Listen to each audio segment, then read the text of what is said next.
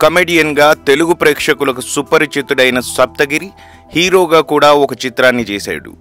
అయితే సప్తగిరి హీరోగా నటించిన సినిమాకి కాటమరాయుడు అనే టైటిల్ని సప్తగిరి పేరుతో రిజిస్ట్రేషన్ చేయించారు.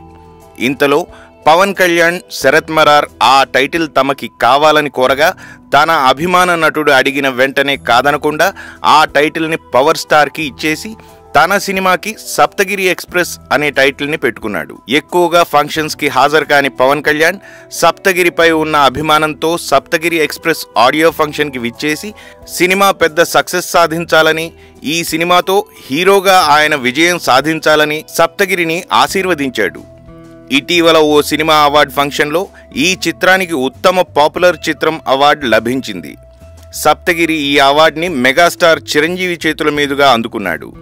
దీంతో ఉద్వేగానికి లోనైన సప్తగిరి తాను చిరంజీవి ఇన్స్పిరేషన్తోనే సినిమాలలోకి వచ్చానని, చిరు చేతుల మీదుగా అవార్డు అందుకోవడం నా పూర్వజన్మ సుకృతం అని, ఈ ఫోటోని ఫ్రేమ్ కట్టించి ఇంట్లో పెట్టుకుని ప్రతిరోజు దానిని చూస్తే చాలని అంటూ చిరంజీవి పాదాలు తాకి ఆశీర్వాదం తీసుకుని తనకు మెగా బ్రదర్స్ ఇచ్చిన ప్రోత్సాహం గురించి చెప్పుకొచ్చాడు సప్తగిరి.